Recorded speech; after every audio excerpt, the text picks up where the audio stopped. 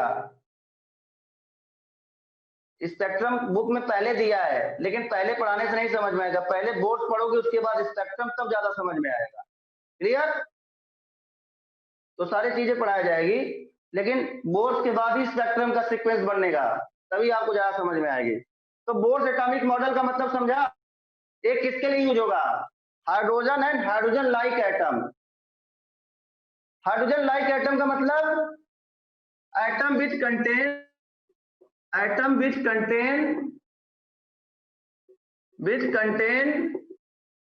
Single electron. ऐसे atom जिनके पास क्या हो? Single electron. ऐसा एटम जिसके पास 1 इलेक्ट्रॉन है बोलते हैं वो हाइड्रोजन लाइक एटम है। जैसे हाइड्रोजन, बताओ हाइड्रोजन के पास कितने इलेक्ट्रॉन है? अब बताओ हीलियम, हीलियम के पास कितने इलेक्ट्रॉन है? बताओ। हीलियम के पास 2 इलेक्ट्रॉन है, तो एक निकाल। अब बताओ हीलियम +1 के पास कितने इलेक्ट्रॉन है? 1। तो हीलियम +1 हाइड्रोजन लाइक एटम हो गया। लिथियम, लिथियम के पास कितने इलेक्ट्रॉन है? 3। तो 2 इलेक्ट्रॉन निकाल लिया, तो Li+2 हाइड्रोजन लाइक एटम हो गया। बताओ लिथियम के पास 3 इलेक्ट्रॉन है, अगर 2 इलेक्ट्रॉन तो Li+2, तो किस टाइप का एटम हो गया? हाइड्रोजन टाइप का एटम। उसी तरह बेरिलियम, बेरिलियम के पास कितने इलेक्ट्रॉन है? 4। तो 3 इलेक्ट्रॉन निकाल लिया, तो हाइड्रोजन लाइक एटम हो गया। तो बोर्स एटॉमिक मॉडल किसके लिए यूज होगा? It is used for hydrogen like atoms. Clear? अब बोर्स ने क्या एटॉमिक मॉडल बताया?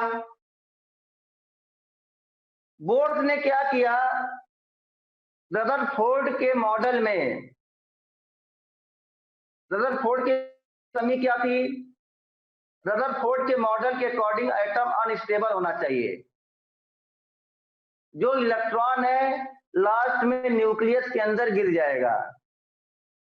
तो अगर इलेक्ट्रॉन न्यूक्लियस के अंदर गिर जाएगा तो बताओ एटम की स्टेबिलिटी रहेगी क्या? एटम अनस्टेबल हो जाएगा। तो बोर्स ने क्या किया? नील बोर इनका नाम है। नील बोर ने क्या किया? रदरफोर्ड के मॉडल में जो कमी थी उसको रिमूव किया और एक मॉडल दिया जिसको बोर्स मॉडल लिखो। Niels Bohr remove the limitation of Rutherford model. Niels Bohr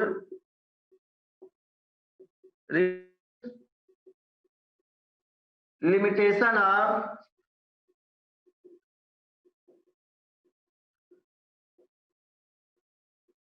Rutherford model.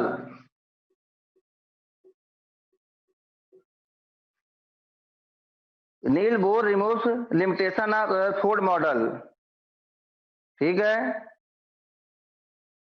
And give atomic model, and give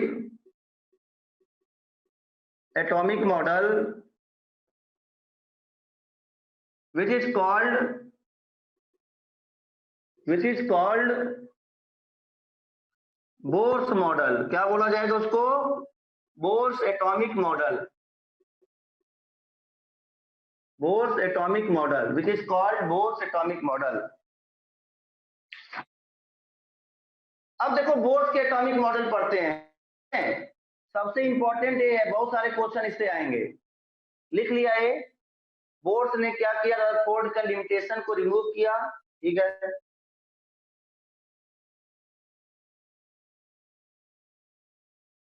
as following लिख देते हैं। मॉडल क्या था? एज फॉलोइंग, ठीक है। ये मॉडल किसके लिए यूज होगा? हाइड्रोजन लाइक एटम के लिए ही यूज होगा, सिंगल इलेक्ट्रॉन सिस्टम के लिए।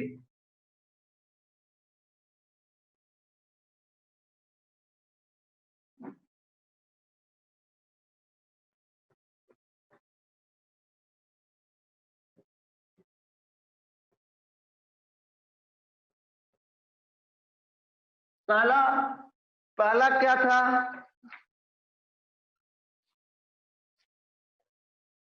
जो इन्होंने क्या बताया, फर्स्ट पॉइंट इनके मॉडल को समझो। इन्होंने बताया जो न्यूक्लियस होता है, ये न्यूक्लियस है बच्चों, क्लियर। न्यूक्लियस के चारों ओर इनफाइनाइट सेल होते हैं। आपको पूछा जाएगा हाइड्रोजन एटम है, कितने हाइड्रोजन, बताओ हाइड्रोजन एटम में कितने सेल होंगे।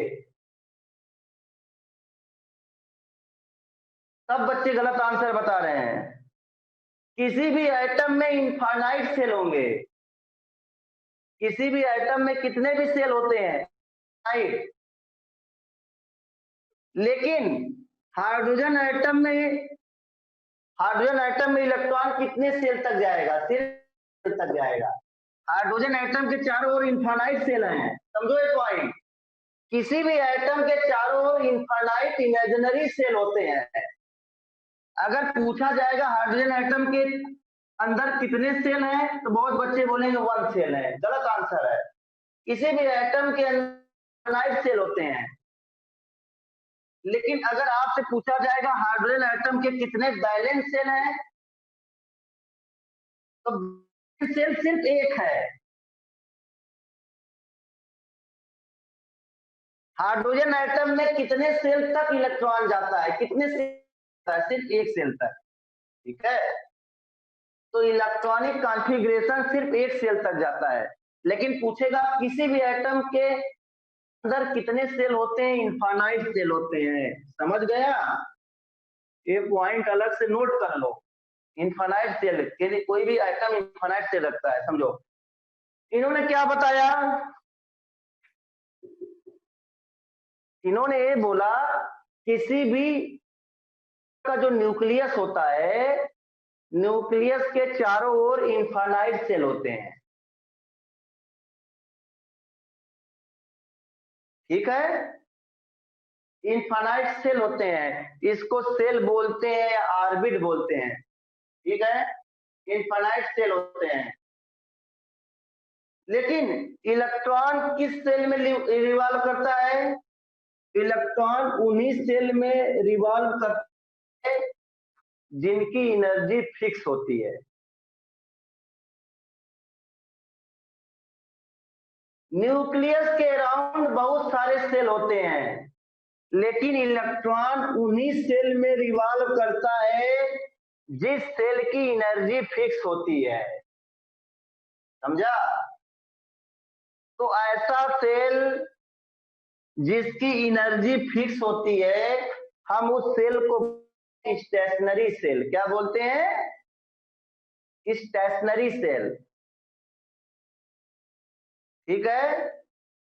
तो हम उसको बोलते हैं स्टेशनरी सेल या क्वांटाइज्ड सेल।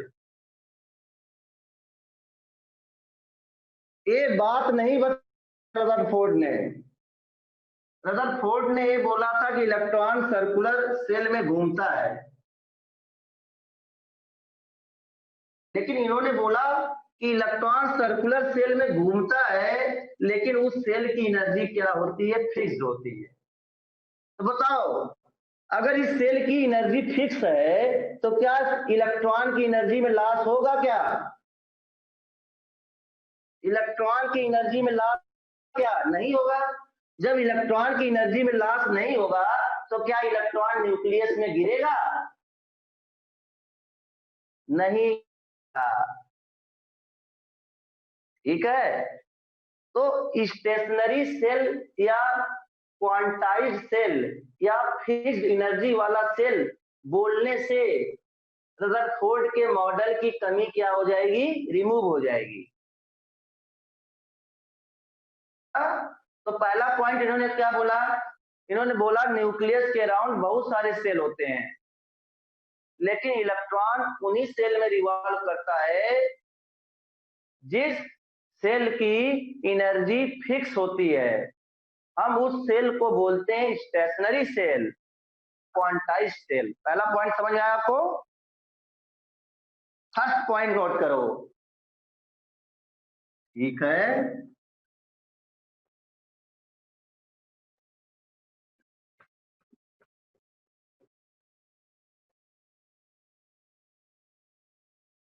देखो around nucleus many shell, around nucleus many shell, shell भी बोलते हैं इसको, ऑर्बिट भी बोलते हैं। क्या बोलते हैं बच्चों? ऑर्बिट। ऑर्बिट का मतलब भी होता है shell. Around nucleus many shell और ऑर्बिट, सेल को ऑर्बिट भी बोलते हैं। Orbit are possible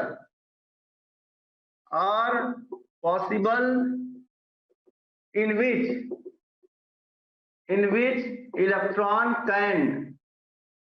electron can revolve। देखो in which electron can revolve, but electron in those orbits, but electron revolve in those orbits are cells, those orbits are which have fixed energies, which have fixed energy।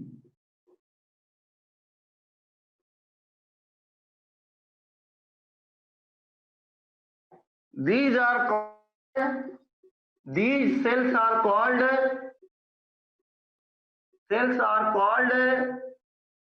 उस shell को हम नाम क्या देंगे? Stationary are called quantized. Quantized shell का मतलब ऐसा cell जिसकी एनर्जी फिक्स्ड है, और स्टेशनरी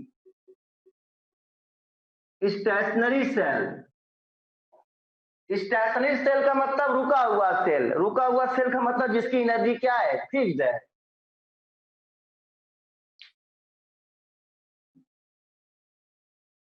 हटा दें, लिख लो।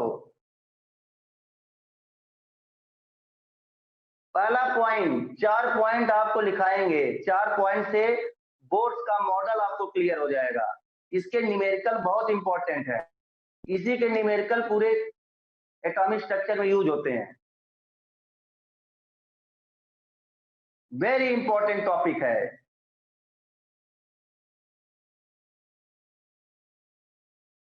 हो गया।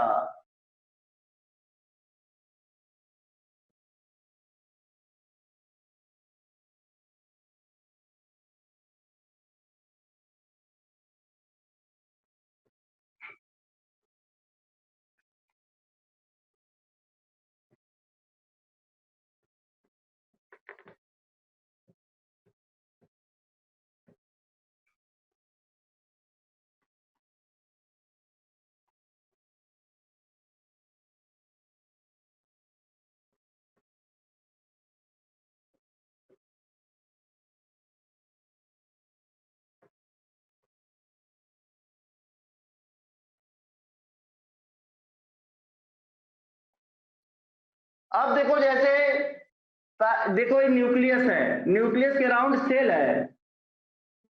पहला सेल है, दूसरा सेल है, तीसरा सेल है, चौथा सेल है, पांचवा सेल है। तो पहले सेल का नाम पढ़ा होगा, के बोलते हैं। के पढ़ा है कि नहीं? के, एल, एम, एन, ओ। छठवें सेल को पी बोलते हैं। ऐसे भी नाम होता है। के सेल का मतलब क्या? के सेल का मतलब पहला सेल कैपिटल में रहेगा। जैसे बोलता है बताओ के सेल में कितने इलेक्ट्रॉन है, तो पहले, ठीक है, ये दूसरा सेल है, ये तीसरा सेल है, चौथा सेल, ठीक है, हो गया, समझ गया सेल का ऐसे भी नाम। अब दूसरा पॉइंट लिखते हैं। दूसरा पॉइंट क्या है समझो। बताओ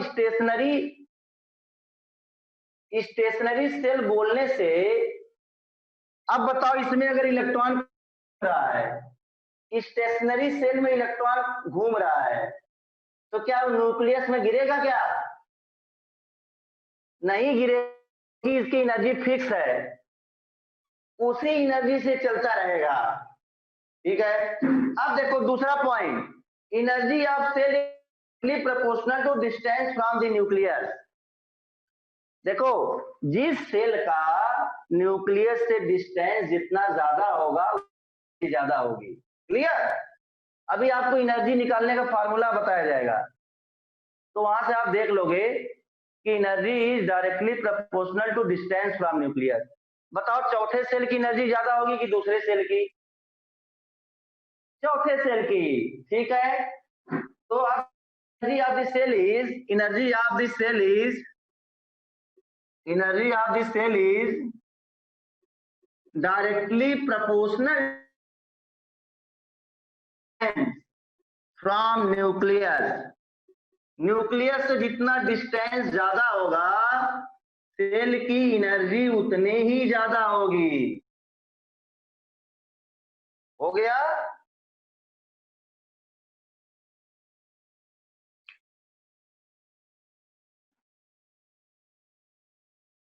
लिख लिया? लिख लो। क्यों?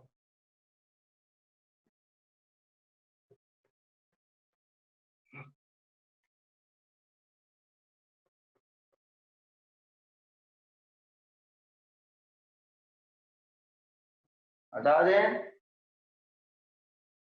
तीसरा पॉइंट है, ये देखो न्यूक्लियस है, इन्होंने बोला था कि जो इलेक्ट्रॉन घूमता है वो सर्कुलर ऑर्बिट में होता है। देयर आर जो पहला पॉइंट लिखा, there are many circular shell लिख सकते हो। सर्कुलर सेल कौन सा? सेल। तो इनके मॉडल में, बोर के मॉडल में इलेक्ट्रॉन किस ऑर्बिट में घूमता है? बताओ। Circular cell. इनका सेल कौन सा है? सर्कुलर है। ठीक है, तो पहले पॉइंट वहां सर्कुलर वर्ड लिखना चाहिए, तो लिख लोगे, जान गए। अब देखो तीसरा पॉइंट क्या है। तीसरा पॉइंट ये है कि जो भी इलेक्ट्रॉन किसी भी सेल में घूमेगा, उस इलेक्ट्रॉन का एंगुलर मोमेंटम, फिजिक्स में पढ़ाया जाएगा एंगुलर मोमेंटम, MVR, उस इलेक्ट्रॉन का एंगुलर मोमेंटम उस सेल में किसके इक्वल होगा? NH/2π। लिखो, हम समझा रहे हैं, पहले पॉइंट लिखो तो आप समझ जाओगे भी। लिखो point, angular momentum of electron is constant. Angular momentum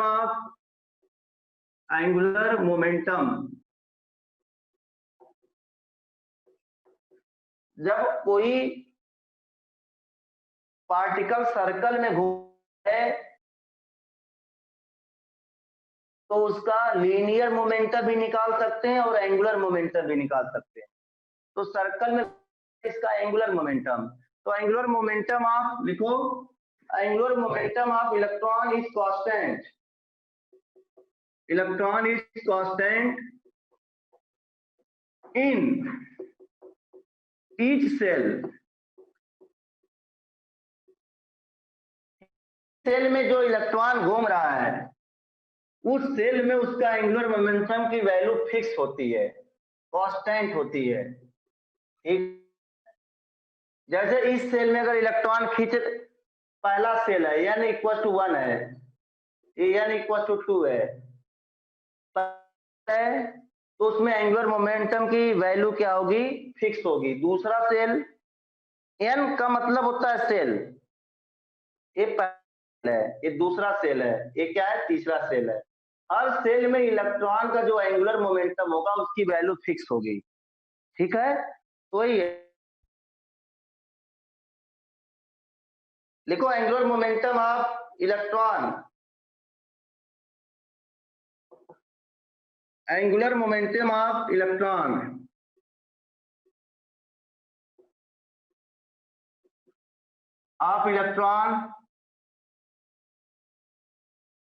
in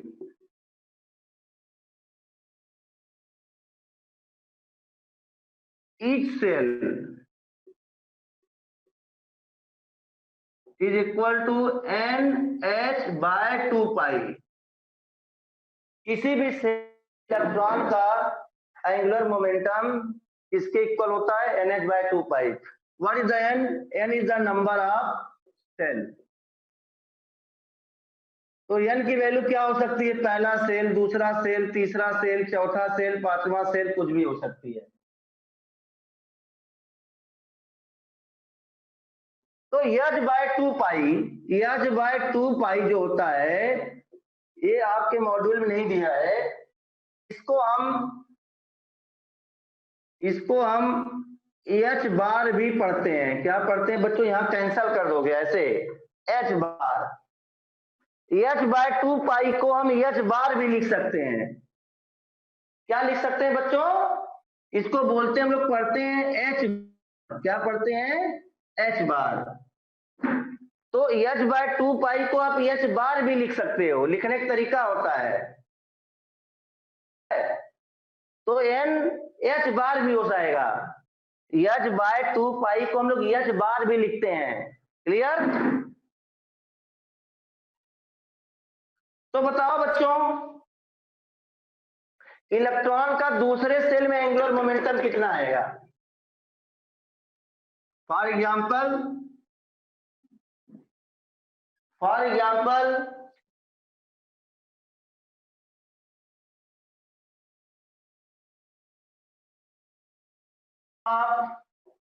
electron in shell, बताओ पांचवें सेल में कितनी वैल्यू आएगी?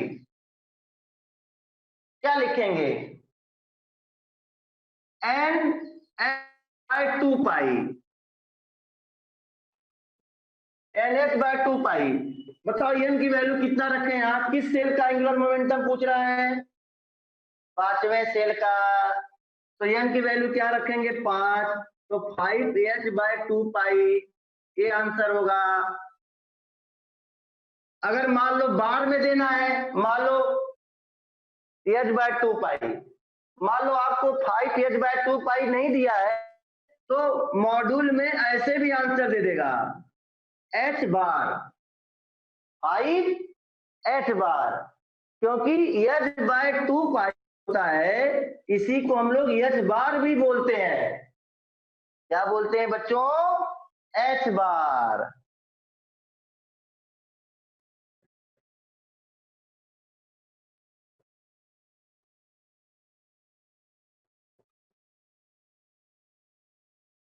ठीक है, तो 3 पॉइंट हो गया। अब चौथा पॉइंट पढ़ते हैं।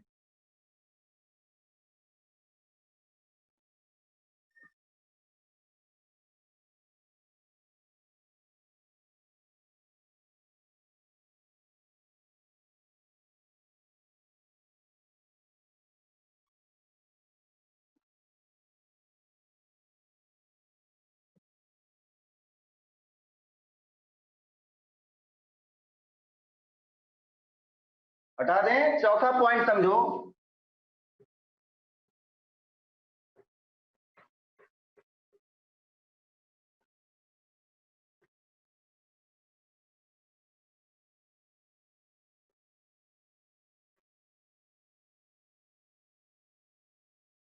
चौथा पॉइंट ये है कि जैसे कोई इलेक्ट्रॉन रिवॉल्व कर रहा है किसी भी सेल में, ये मान लो न्यूक्लियस है और ये इलेक्ट्रॉन रिवॉल्व कर रहा है।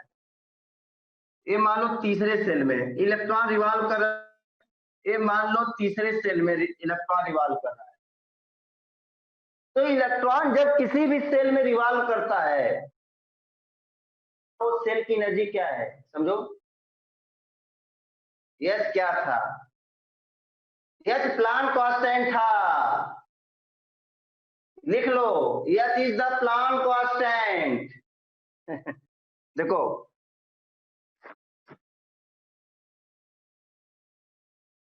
प्लांक कांस्टेंट की वैल्यू कितना होता है? पढ़ाए थे 6.606 इंटू 10⁻34 जूल इंटू सेकेंड। देखो अब समझो, छोड़ो अभी।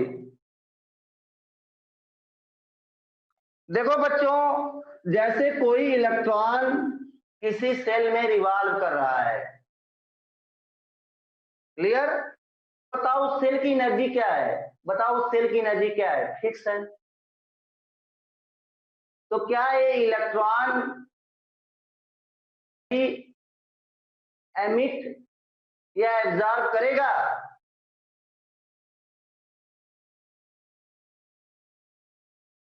नहीं करेगा, इसकी एनर्जी फिक्स है। ना तो अपने आप एब्जॉर्ब करेगा ना एमिट करेगा, जब दिया जाएगा तब वो खाएगा एनर्जी। जैसे हमको खाना अगर दिया जाएगा तभी हम खाना खाएंगे, अपने आप खाना नहीं खाएंगे, ना अपने आप खाना निकालेंगे, समझा? तो जब इलेक्ट्रॉन किसी सेल में रिवॉल्व करता है, उस सेल की एनर्जी फिक्स होती है।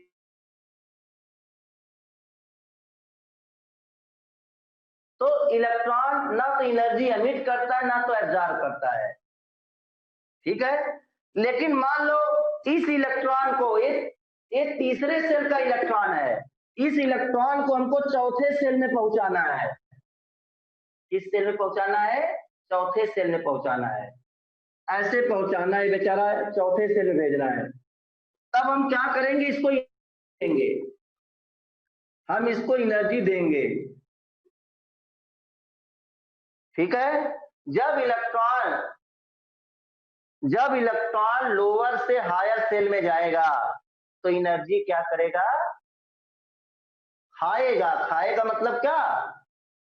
इसकी एनर्जी क्या है? ज्यादा है, इसकी एनर्जी क्या है? कम। अब इस इलेक्ट्रॉन को यहां पहुंचाना है, तो इलेक्ट्रॉन जब लोअर सेल में जाता है तो एनर्जी क्या करता है? एब्जॉर्ब करता है। एब्जॉर्ब किया, यहां पहुंच गया।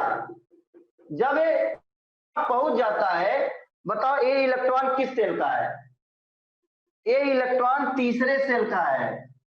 दूसरा लिख रहा है, देख नहीं रहा cell.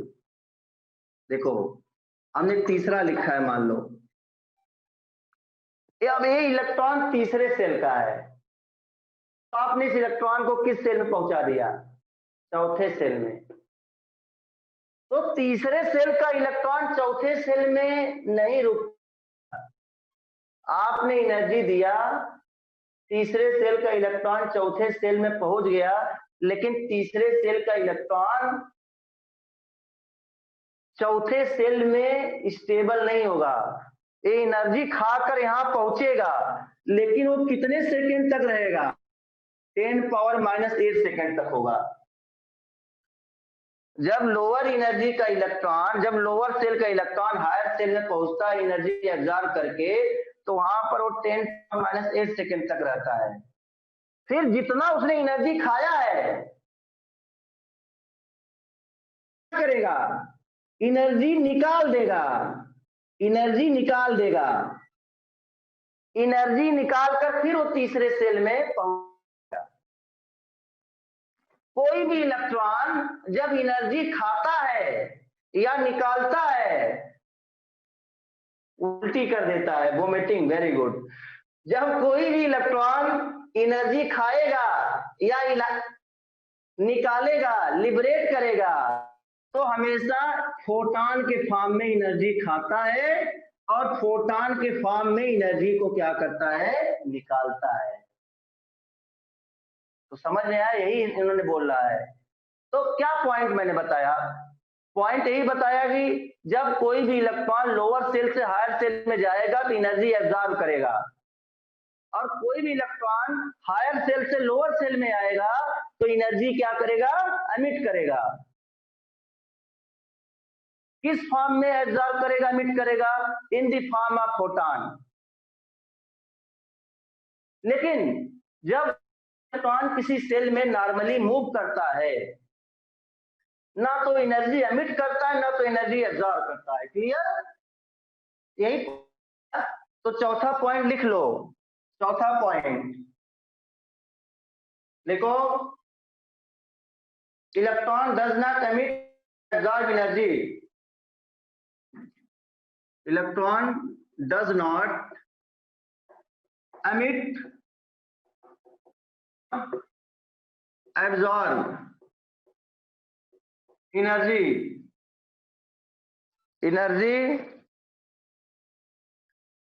while moving in orbit. While moving in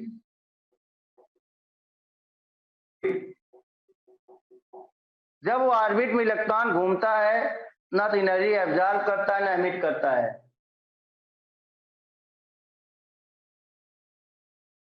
हाँ, इलेक्ट्रॉन जो अपने सेल में मूव करता है, जब कनेक्ट मतलब रिवॉल्व कर रहा है तो ना एब्जॉर्ब करेगा ना एमिट करेगा, अपने आप एब्जॉर्ब नहीं किया करेगा। जब हमको खाना दिया जाएगा तभी हम खाएंगे, और खाना खाने के बाद हम बहुत ज्यादा दूर तक नहीं दौड़ पाएंगे, जितना खाना खाएंगे उतना निकाल देंगे, फिर जहां से वहीं चले आएंगे। क्लियर? वही मैं बोल रहा हूं। लिखो व्हेन इलेक्ट्रॉन जम्प्स, लिखो व्हेन इलेक्ट्रॉन जम्प्स फ्रॉम, लिखो when electron jumps from lower orbit, orbit का मतलब सेल, ऑर्बिटल और ऑर्बिट में डिफरेंस आएगा। When electron jumps from lower orbit to lower orbit, orbit का मतलब क्या? Shell, orbit to higher orbit. When electron jumps from lower orbit to higher orbit, it absorbs certain amount of energy. It absorbs certain amount of energy. Certain amount of energy. Amount of energy. कितना energy absorb करेगा? अपने दिमाग से सोचो। मान low electron इस cell में है, इसकी सेल की, बच्चों मान लो इलेक्ट्रॉन इस सेल में घूम रहा है, इसकी एनर्जी 5 जूल है, और जिस सेल में जाना है उसकी एनर्जी 12 जूल है। कितना जूल है? 12 जूल है। तो बताओ इसको कितनी एनर्जी दिया जाए कि यहां पहुंच जाएगा? 7। और ये इलेक्ट्रॉन 7 जूल की एनर्जी लेकर 7 जूल की एनर्जी मिलेगा फोटॉन के फॉर्म। फोटॉन की एनर्जी क्या होता है? H new. ठीक है, समझ में आ गया। अभी हर सेल की एनर्जी निकालना हम आपको समझाएंगे। Absorb certain amount of energy. Electron देखो, and when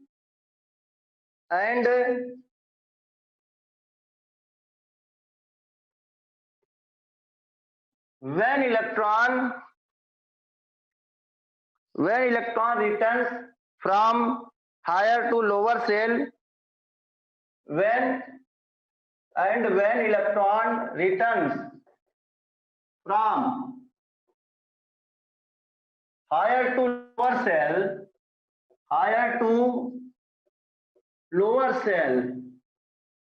lower cell, it emit करेगा, it emits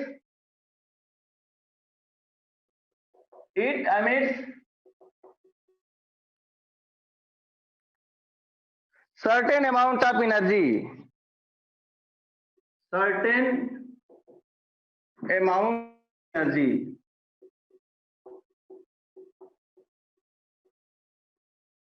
बताओ ये 5 जूल है, ये 12 जूल है। जाने के लिए कितनी एनर्जी लेगा? 7 जूल। फिर यहां से जब यहां आएगा कितनी एनर्जी निकालेगा?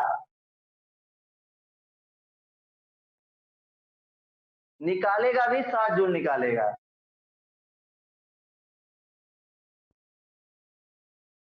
तो आपको एक दिमाग में बात समझ में आई, पहले लिख लो। ये लिख लिया?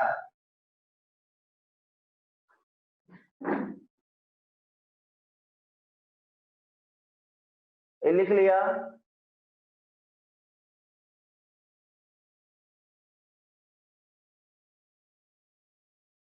इसका मतलब अगर कोई इलेक्ट्रॉन, समझो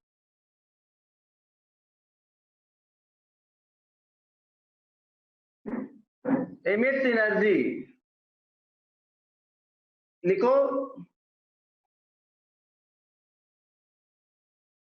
इसका मतलब अगर कोई इलेक्ट्रॉन है 7 सेल से, यानी इक्वल टू 7,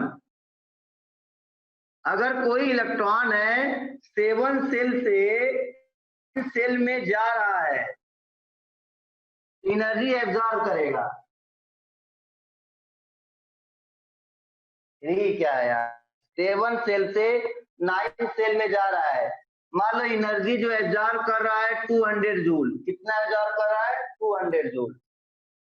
सेल है, हर सेल की एनर्जी अलग अलग आएगी ना, उस सेल की एनर्जी का डिफरेंस लेंगे। मान लो 7 से 9 सेल में वो जा रहा है, तो 200 की जूल को एनर्जी को क्या करेगा? ये एब्जॉर्ब करेगा। लेकिन 9 से 7 आएगा तब भी उतना ही एनर्जी लेगा, क्या करेगा? एमिट करेगा। तो अगर आने और जाने वाले सेल का नंबर सेम है तो एनर्जी एब्जॉर्ब और एमिट कब करेगा? जब लोअर से हायर जाएगा। लोअर से हायर जाएगा तो उतना ही एनर्जी एब्जॉर्ब, और हायर से लोअर आएगा सेम सेल में तो उतना एनर्जी क्या करेगा? एमिट करेगा। बस लिखो एक पॉइंट,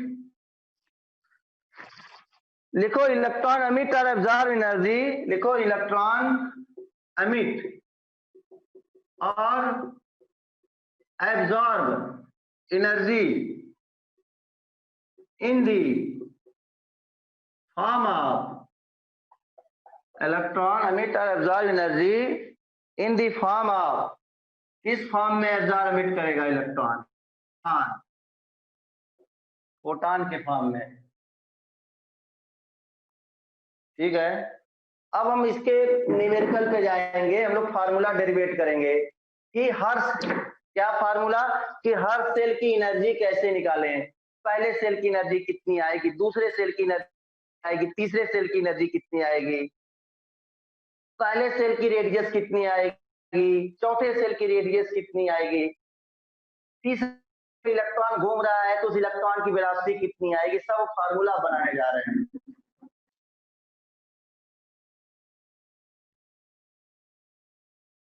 ठीक है बच्चों, क्लियर?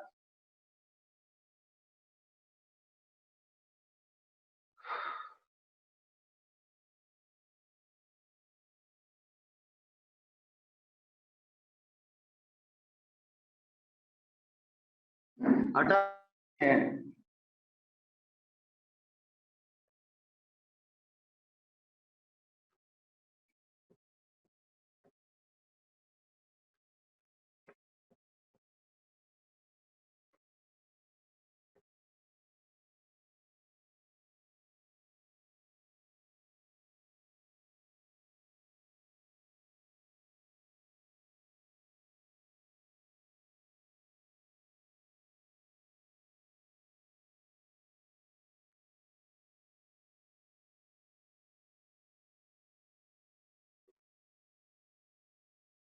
अब देखो बच्चों, अब जैसे कोई इलेक्ट्रॉन है, इलेक्ट्रॉन है, इलेक्ट्रॉन घूम रहा है, अब इसका फार्मूला निकालना है, रेडियस, जनरल फार्मूला। अब ये न्यूक्लियस है, ये देखो बच्चों न्यूक्लियस है। अब ये इलेक्ट्रॉन यहां घूम रहा है, इलेक्ट्रॉन रिवॉल्व कर रहा है। ठीक है, अब बताओ ये न्यूक्लियस है, अब न्यूक्लियस में कितना था?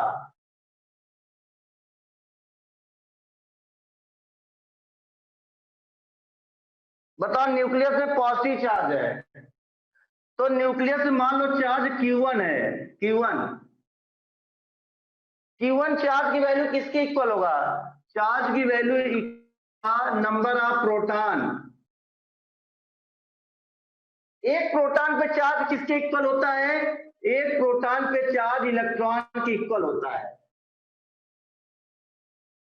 पढ़ा था कि नहीं? Charge on one proton. तो न्यूक्लियस में टोटल चार्ज कितना आएगा भाई? नंबर ऑफ प्रोटॉन बताओ, नंबर ऑफ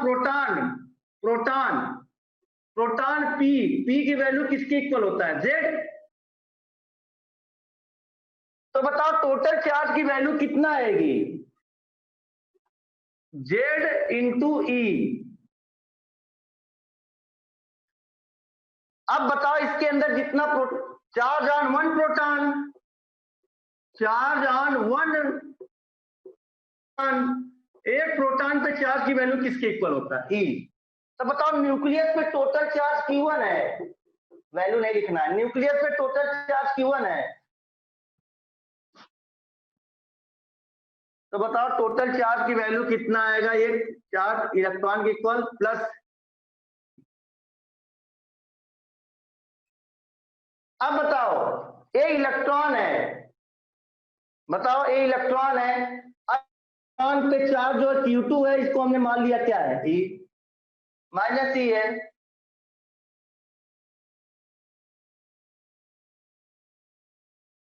और मैंने बोला था चार्ज की साइन नहीं देखते हैं, जो चार्ज की साइन होता है सिर्फ यही बताता है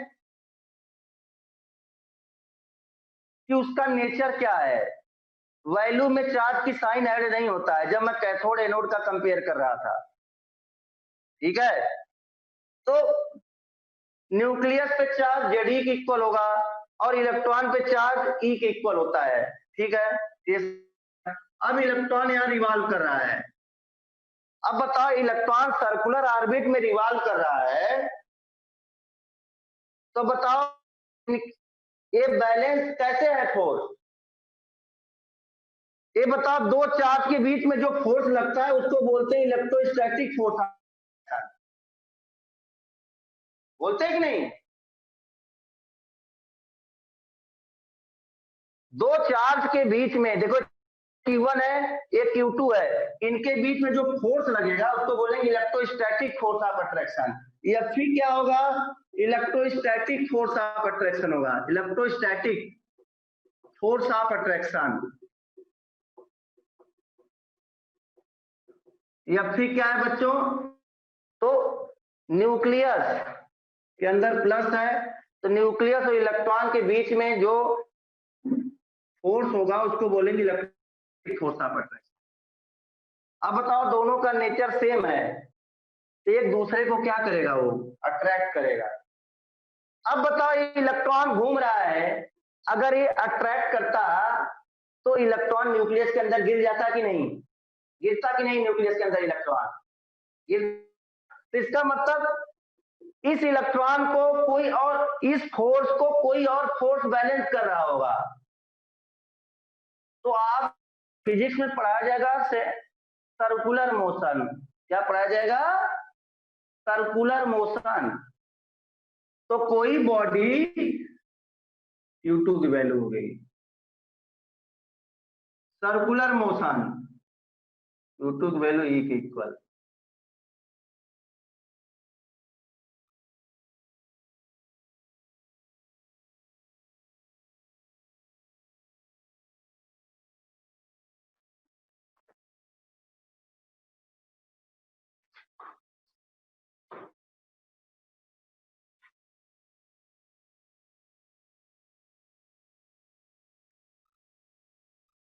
ठीक है, आ गया? क्लियर? ठीक है। अब देखो बच्चों सर्कुलर मोशन, सर्कुलर मोशन में देखोगे अगर कोई बॉडी सर्कल में घूमता है तो के ऊपर एक फोर्स लगता है जिसको बोलते हैं सेंट्रीफ्यूगल फोर्स, ठीक है। इलेक्ट्रॉन घूम रहा है तो ये जो इलेक्ट्रॉन है इस पे फोर्स लगेगा, उसको बोलेंगे सेंट्रीपिटल बोलते हैं। लेकिन जब किसी के रेस्पेक्ट में देखते हैं, ये देखो रेस्ट हो गई बॉडी, दो चीज होता है, एक होता है सेंट्रीपिटल, दूसरा होता है सेंट्रीफ्यूगल। तो आपको फिजिक्स में न्यूटन लॉ ऑफ मोशन में पढ़ाया जाएगा। एक होता है फोर्स, दूसरा होता है फोर्स। क्या होता है? Pseudo force. अगर मैं इस इलेक्ट्रॉन के ऊपर बैठकर देखूंगा, सेंट्रीपिटल फोर्स का मतलब होता है, सेंट्रीपिटल फोर्स का मतलब होता है वो फोर्स न्यूक्लियस की तरफ आएगा। लेकिन अगर हम इलेक्ट्रॉन के ऊपर बैठ गए तो इलेक्ट्रॉन रेस नहीं, तो ये वाला फोर्स हमको बाहर की तरफ दिखाई देगा। अगर जो बॉडी सर्कुलर मोशन कर रहा है, अगर उस के ऊपर बैठकर हम फोर्स को देखेंगे तो हमको लगेगा कि वो फोर्स बाहर की तरफ लग रहा है, और इस फोर्स को बोलेंगे इस फोर्स को बोलेंगे centrifugal force. Centrifugal force, centrifugal force. तो देखो, इलेक्ट्रॉन है बेचारा, जो ये मूव कर रहा है, इस पे एक फोर्स लग रहा है। कौन सा force? Electrostatic force of attraction लग रहा है। दूसरा उसके अपोजिट में सेंट्रीफ्यूगल फोर्स लग रहा है, Fc। अब बता, इन दोनों फोर्स की अगर वैल्यू सेम रहेगी तो क्या ये इलेक्ट्रॉन न्यूक्लियस में गिरेगा? क्या नहीं गिरेगा। तो Fc। अब देखो, अब लिखो centrifugal force on electron, centrifugal force on electron balance electrostatic centrifugal force माने Fc ऑन इलेक्ट्रॉन। फोर्स का मतलब क्या? Fc on electron balance electrostatic force of attraction, electrostatic force of electron balance करता है, इसलिए इलेक्ट्रॉन न्यूक्लियस के अंदर नहीं घूमता है। ठीक है, क्लियर? लिख लो। तो इलेक्ट्रॉन जो है सर्कुलर मोशन कर रहा है, उसको दो फोर्स बैलेंस करता है। फिफ्थ पॉइंट नहीं है, हम डेरिवेशन कर रहे हैं। अब चार ही पॉइंट में इनका लॉ था। अब हम डेरिवेशन कर रहे हैं कि हर सेल का एनर्जी का रेडियस क्या होगा। हमको डेरिवेशन नहीं करना, आपकी सिलेबस नहीं, लेकिन कुछ हम समझा रहे हैं। हटा दे इसको, लिखो calculation of radius of the shell, calculation of energy of the shell. ठीक है, हो गया।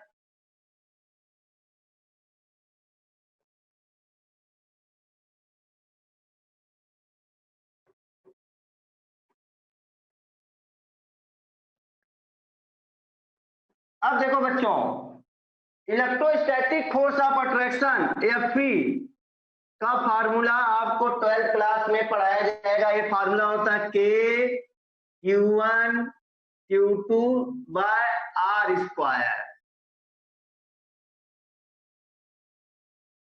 और दूसरा होता है सेंट्रीफ्यूगल फोर्स की वैल्यू होती है mv स्क्वायर बाई R। अब m क्या है? यहाँ m क्या होगा? Mass of electron. भाई कौन घूम रहा है? यहाँ कौन घूम रहा है? इलेक्ट्रॉन। तो m होगा mass of electron. v is the speed of the electron. r is radius of electron. जिस रेडियस ऑफ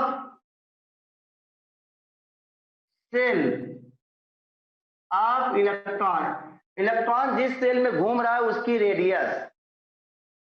क्लियर?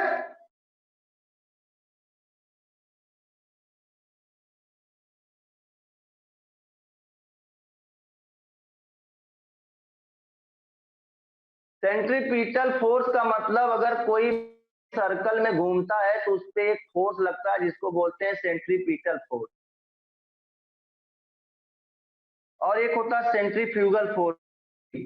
जब उस बॉडी के ऊपर बैठकर एनालिसिस करोगे तो उसी सेंट्रीपिटल फोर्स को सेंट्रीफ्यूगल फोर्स बोलेंगे, तो उसका डायरेक्शन न्यूक्लियस के अपोजिट है।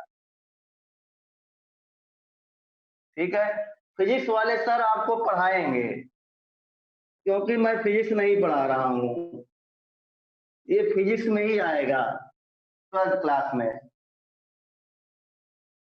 सेंट्रीपिटल फोर्स डायरेक्शन सेंटर की तरफ होगा, लेकिन आप फ्री बॉडी डायग्राम बना रहे हो, सुनो, फ्री बॉडी जब इलेक्ट्रॉन का बना रहे हो तो इलेक्ट्रॉन को रेस्ट में मान के चल रहे हो कि नहीं भाई? अब फ्री बॉडी डायग्राम बनाते हो कोई फिजिक्स में आ गया होगा, तो किसी बॉडी का जब फ्री बॉडी डायग्राम बनाते तो रेस्ट में है कि नहीं? तो इसके ऊपर बैठकर फोर्स देखोगे तो डायरेक्शन न्यूक्लियस की तरफ ना होकर अपोजिट आएगा, उसको बोलेंगे सेंट्रीफ्यूगल फोर्स। फार्मूला आप है, दिखाई नहीं दे रहा है? क्या फार्मूला होगा? फर्जी में क्वेश्चन पूछ रहे हो। Fc/mv²/r।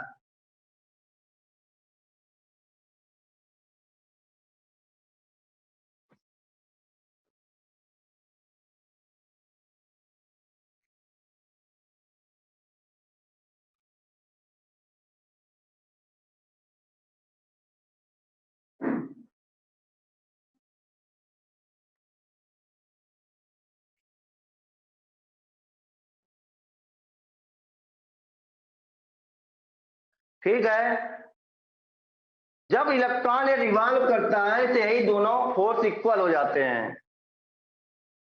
तो क्या जानते हो, when electron revolve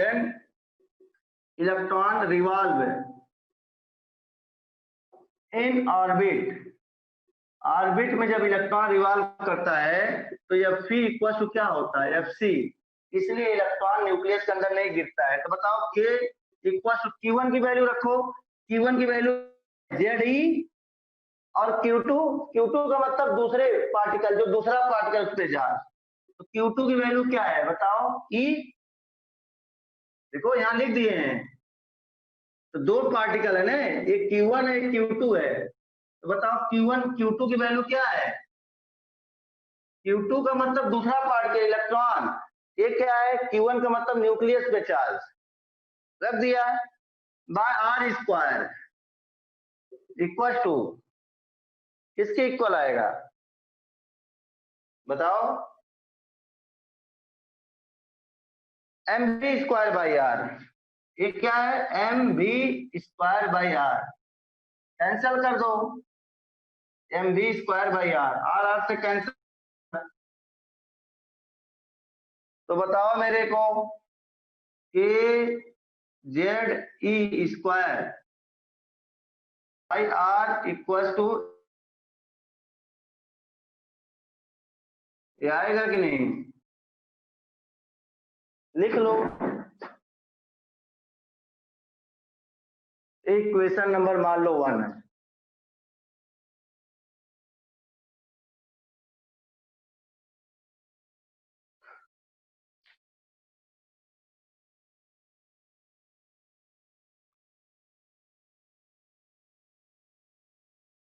हटा दें बच्चों। अब आपको कुछ फार्मूले याद कर लेना है बोर्ड्स के, क्योंकि हमारे सिलेबस में ज्यादा डेरिवेशन नहीं है। ठीक है, तो हमको सिर्फ हटा दें, लिख लो, हमको सिर्फ डायरेक्ट फार्मूले याद करना है।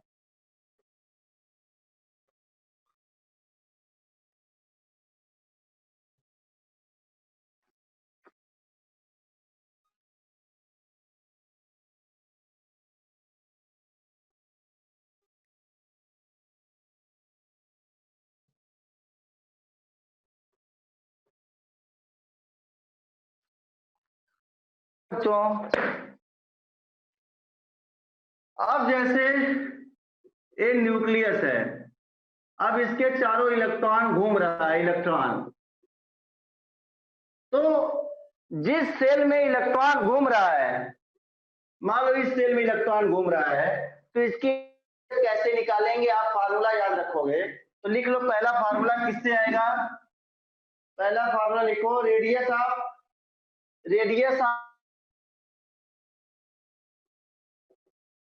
NH सेल, NH सेल की रेडियस लिखो, रेडियस ऑफ NH सेल। अब NH सेल का मतलब n की वैल्यू 5 रखोगे तो 5वें सेल की रेडियस आएगी। Hydrogen and hydrogen like atom, ये फार्मूला दोनों के लिए वैलिड है, हाइड्रोजन के लिए भी लाइक एटम के लिए। तो NH सेल की रेडियस आएगी Rn equal to 0.59 n square by Z। अब ये R में वैल्यू आएगी, आर्मस्ट्रॉन्ग। n की वैल्यू क्या हो सकती है? 1 2 3 4 इसी। ठीक है, आपको डायरेक्ट ये फार्मूले याद करने पड़ेंगे। Z is the atomic number of atom, atomic number of the atom।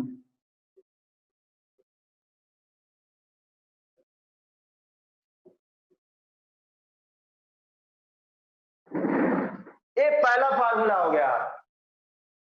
ठीक है,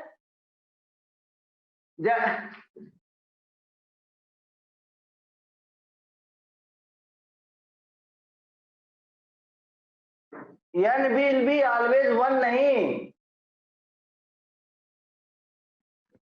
किसी भी एटम के, चाहे हाइड्रोजन हो चाहे हाइड्रोजन लाइक एटम हो, किसी भी एटम के इनफाइनाइट सेल होते हैं। बैलेंस सेल 1 होगा, लेकिन इलेक्ट्रॉन मान लो जंप करके दूसरे में पहुंच जाएगा। ये नहीं कि एक इलेक्ट्रॉन है तो एक ही सेल, इसीलिए हम बार बार बताते हैं 99% बच्चे गलत आंसर बताते हैं। हम पूछेंगे हाइड्रोजन में कितने सेल हैं तो बोलेंगे एक सेल, क्योंकि एक इलेक्ट्रॉन है। अरे हाइड्रोजन में इलेक्ट्रॉन एक सेल तक जाता है, ग्राउंड स्टेट। हाइड्रोजन में बैलेंस सेल 1 है, हाइड्रोजन का बैलेंस सेल 1 है, एक ही बैलेंस सेल है। लेकिन हाइड्रोजन में कितने सेल हैं? बोर्ड ने क्या बताया? किसी भी एटम के चारों ओर इमेजिनरी इनफाइनाइट सेल होते हैं। समझ में आई कि नहीं बात? Very good, clear. तो ये फार्मूला आप रट लोगे। जैसे आपसे पूछेगा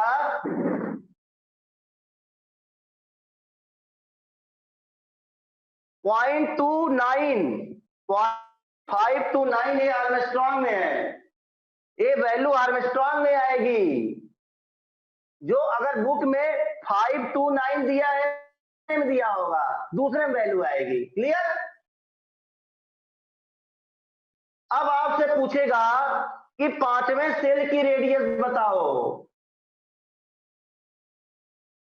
तो n की, सुनो, वेरी गुड, मॉड्यूल में दिया तो पीको सीको छोड़ो, आर्मस्ट्रॉन्ग में याद करो, समझो इको पीको। सुनो क्या बोल रहा था मैं। जैसे आपसे बोलेगा 5वें सेल की रेडियस बताओ, तो n की वैल्यू कितना रख दोगे? n की वैल्यू कितना रख दोगे? 5 आ जाएगा। जैसे क्वेश्चन करो तभी समझ में आएगा। फाइंड दी रेडियस ऑफ, अब सब क्वेश्चन करते जाओ एक एक। Radius of 6 shell, 6 shell of B3, beryllium +3 के 6वें सेल का रेडियस बताओ।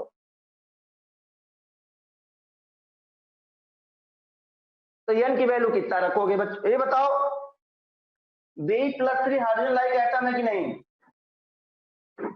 बताओ, B हाइड्रोजन लाइक एटम है कि नहीं बच्चों? है। तो ये फार्मूला वैलिड हो जाएगा। क्या हो जाएगा? वैलिड। बता दें।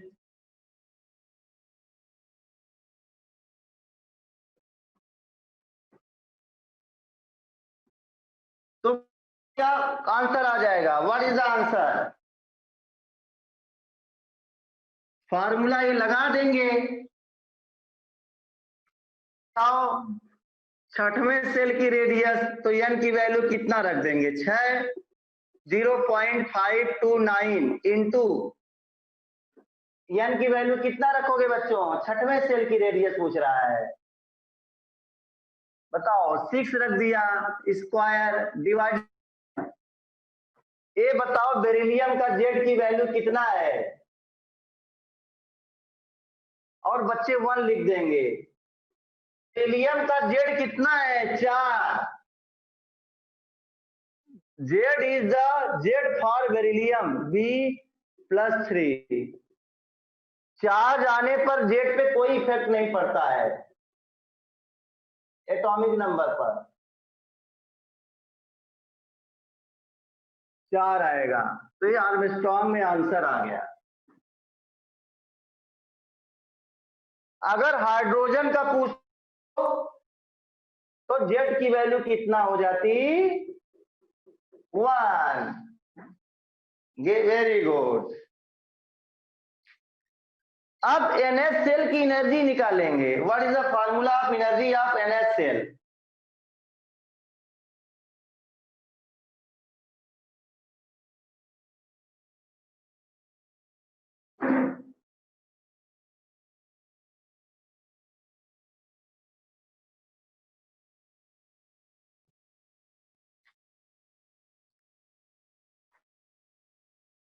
हो गया।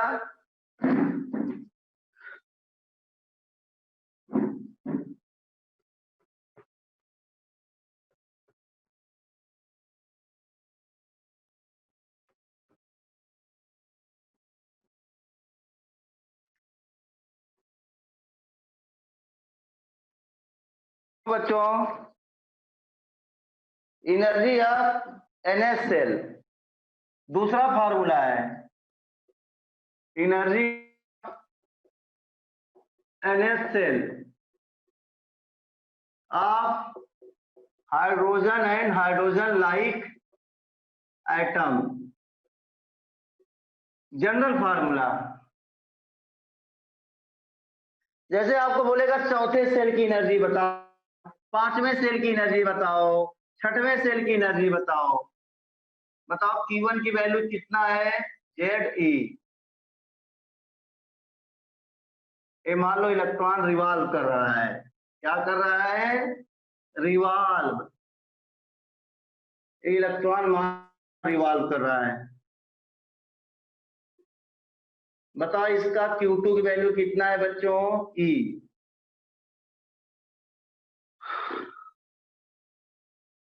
ये पॉजिटिव है बच्चों, ये नेगेटिव है। अब NH सेल की एनर्जी कैसे निकालेंगे बताओ? एनर्जी का मतलब जो इलेक्ट्रॉन इस सेल में रिवॉल्व कर रहा है, इसकी एनर्जी का मतलब total energy. Total energy of electron, बताओ टोटल एनर्जी ऑफ इलेक्ट्रॉन किसके इक्वल होगा? टोटल एनर्जी ऑफ इलेक्ट्रॉन, जिसको बोलेंगे ई टोटल, किसके इक्वल होगा? Potential energy plus kinetic energy. भाई इलेक्ट्रॉन की पोटेंशियल एनर्जी भी होगी और इलेक्ट्रॉन मोशन कर रहा है, तो इलेक्ट्रॉन की कौन सी एनर्जी होगी? काइनेटिक एनर्जी भी होगी, पोटेंशियल एनर्जी भी होगी और काइनेटिक एनर्जी भी होगी। अब इलेक्ट्रॉन की काइनेटिक एनर्जी निकालो। P का मतलब बच्चों जानते ही हो, पोटेंशियल एनर्जी। ये क्या है? Kinetic energy. काइनेटिक एनर्जी, ठीक है, काइनेटिक एनर्जी। अब बताओ काइनेटिक एनर्जी का फार्मूला क्या होता है? Half mv²। तो इलेक्ट्रॉन की काइनेटिक एनर्जी निकाल लो। मान लिया इसका रेडियस, ये डिस्टेंस है, डिस्टेंस ये मान लो r है। क्या है बच्चों? r। मान रेडियस क्या है? r है। तो काइनेटिक एनर्जी किसके इक्वल हो गया? Half mv square. तो हाफ mv की वैल्यू निकालो, निकाला था। इक्वेशन नंबर 1 देखो, हाफ mv स्क्वायर की वैल्यू नंबर 1 कितना आया? देखो इक्वेशन नंबर 1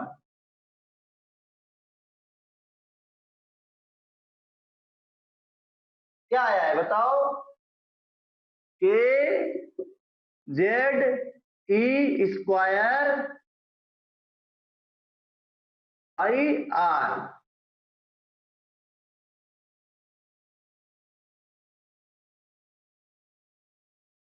ठीक है।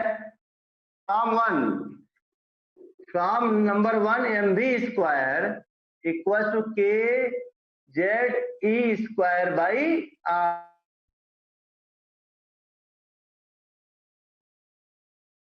देखो आ गया, काइनेटिक एनर्जी की वैल्यू ये है। अगर ये डिस्टेंस है तो काइनेटिक एनर्जी इतना आ गया। तो बताओ, लिख लो पहले, इतना छाप लो। हम यहाँ बहुत इंपॉर्टेंट फार्मूला पढ़ाएंगे। अभी आप देखोगे किसी भी सेल में जब इलेक्ट्रॉन रिवॉल्व करता है, ये आप मत बताओ मुझे क्या होता है, ठीक है? आप जो कॉन्सेप्ट हम सिखा रहे हैं उसको सीखो मेरे स्टाइल में, तभी आप बड़े बड़े चुटकियों में लगाओगे। फार्मूला रटने से नहीं आएगा, आपको फार्मूला समझने से आएगा। क्लियर? अब देखो बच्चों,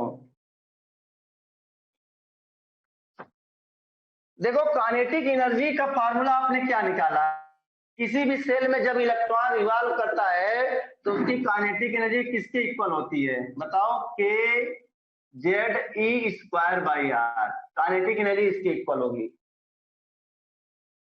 अब पोटेंशियल, इस इलेक्ट्रॉन की हम पोटेंशियल एनर्जी निकालते हैं। पोटेंशियल निकालने के लिए आपको फिजिक्स में पढ़ाया जाएगा 12th क्लास में, कि जब दो चार्ज होते हैं उनकी पोटेंशियल एनर्जी, पोटेंशियल एक फिजिक्स का फार्मूला है। Potential energy of two charge Q1 and Q2 which are placed, Q1 and Q2 by 2 है। Very good. Potential energy of two charge Q1 and Q2 which are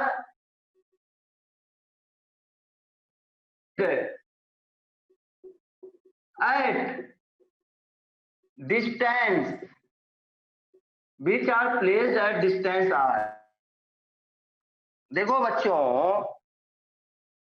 ये दो charge है Q1 और Q2, जिनके बीच का distance है, तो उनका पोटेंशियल एनर्जी निकालने में फिजिक्स में 12th क्लास में पहले चैप्टर में पढ़ाया जाएगा। पोटेंशियल एनर्जी होता है माइनस के, क्या होता है फार्मूला माइनस के Q1 Q2 बाय आर। क्या होता है बच्चों फार्मूला? माइनस के Q1 Q2 बाई आर। दो चार्ज Q1 और Q2 एक दूसरे से r डिस्टेंस में रखे हुए हैं, तो पोटेंशियल एनर्जी निकालने का ये फार्मूला है। It is given in physics chapter in 12th।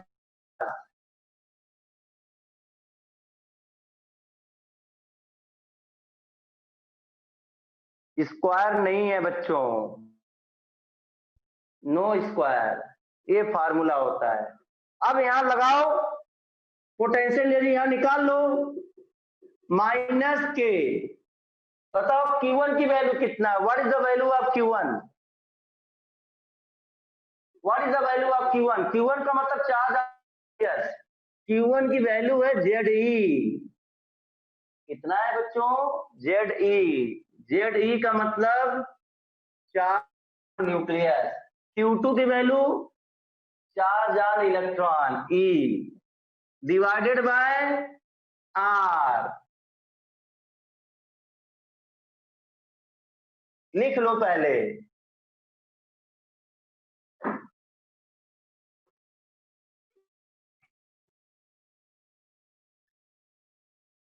R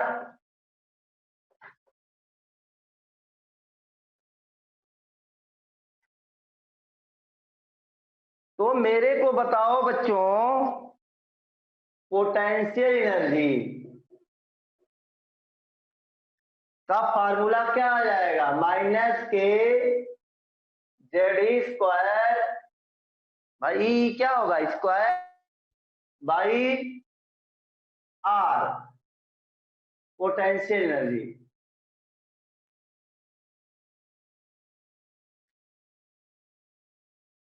ये देखो काइनेटिक एनर्जी, ये पोटेंशियल एनर्जी। लिख लिया, लिख लो बच्चों।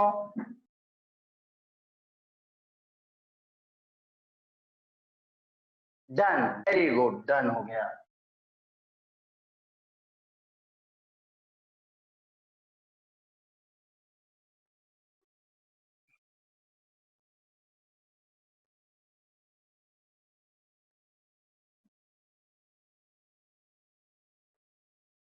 तो ये बात आपको समझने वाली है कि अगर किसी सेल में कोई इलेक्ट्रॉन, समझो किसी भी सेल में कोई इलेक्ट्रॉन न्यूक्लियस से r डिस्टेंस पे है, कितने डिस्टेंस पे बच्चों? r। और ये इलेक्ट्रॉन v वेलोसिटी से घूम रहा है और इस इलेक्ट्रॉन का मास m है, तो r डिस्टेंस पे ऐसे इलेक्ट्रॉन ऐसे सेल में घूम रहा है जिसका रेडियस कितना है? देखो इलेक्ट्रॉन ऐसे सेल में घूम रहा है जिसका रेडियस r है। तो r रेडियस वाले सेल में जो इलेक्ट्रॉन होगा उसकी काइनेटिक एनर्जी कितना होगी, और इस इलेक्ट्रॉन की पोटेंशियल एनर्जी कितना होगी। अब बताओ इलेक्ट्रॉन की हमको क्या निकालना है? Total energy. तो बताओ टोटल एनर्जी कितना आएगा? Total energy of electron, mechanical energy नहीं, पोटेंशियल और काइनेटिक एनर्जी दो ही हम पढ़ते हैं मूविंग बॉडी में। बताओ इस टोटल एनर्जी किसके इक्वल आएगी? टोटल एनर्जी का मतलब potential energy plus kinetic energy. बताओ वैल्यू कितनी आएगी? Z E K Z E square by 2r minus K Z E square by R. बताओ टोटल एनर्जी की वैल्यू कितनी आ गई? Minus K Z E square by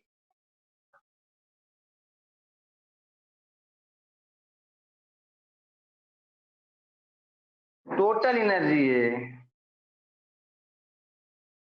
तो ये फार्मूला आपको क्या बता रहा है? तो फ्रॉम एबव 3 फार्मूलाज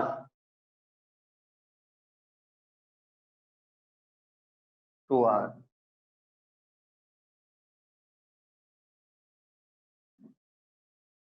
बना लो फिगर, फिगर बना लिया बच्चों।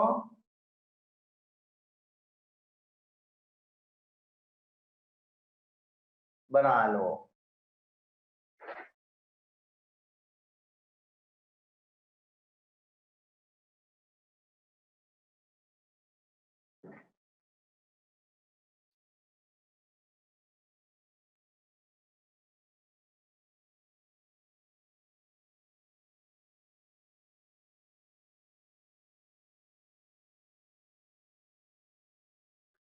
तो इन फार्मूले से रिजल्ट पीएमटी में गया है। इस फार्मूले से रिजल्ट देखो, जब इलेक्ट्रॉन किसी सेल में घूमता है, देख कर देखो, potential energy from these result result हम क्या बोल सकते हैं, इस रिजल्ट का यूज करता ऑब्जेक्टिव क्वेश्चन में। जब इलेक्ट्रॉन किसी सेल में घूमता है तो उसकी जो पोटेंशियल एनर्जी होती है वो काइनेटिक एनर्जी का क्या होता है, 2 टाइम्स होता है। देखो देखो पोटेंशियल एनर्जी की वैल्यू, लेकिन साइन में क्या होता है, अपोजिट। टाइम अप लिखना स्टार्ट कर देते हो यार, पढ़ना लिखना नहीं है कुछ। Time up, time up.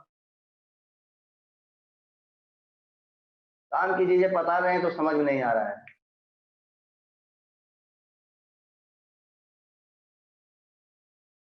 तो इस फार्मूले को देख लो। देखो पोटेंशियल एनर्जी और काइनेटिक एनर्जी में रिलेशन, बताओ पोटेंशियल एनर्जी काइनेटिक एनर्जी का दुगना है कि नहीं। देखो देखो बच्चों, पोटेंशियल एनर्जी काइनेटिक एनर्जी का दुगना है कि नहीं है। तो ये बहुत इंपॉर्टेंट फार्मूला है।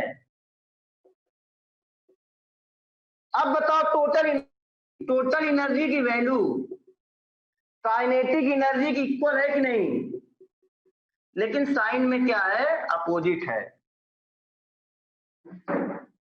देखो दो रिजल्ट,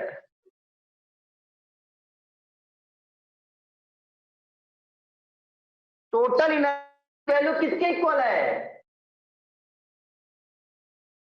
देखो टोटल एनर्जी काइनेटिक एनर्जी की इक्वल है, लेकिन साइन में अपोजिट। तो कभी कभी एग्जाम में क्वेश्चन 1 सेकेंड का पूछता है।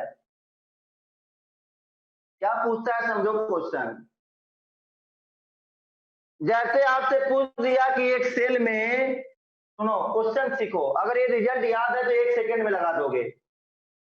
जैसे एग्जाम में क्वेश्चन पूछ दिया कि एक इलेक्ट्रॉन हाइड्रोजन लाइट सेल में रिवॉल्व कर रहा है, या इलेक्ट्रॉन हाइड्रोजन में रिवॉल्व कर रहा है।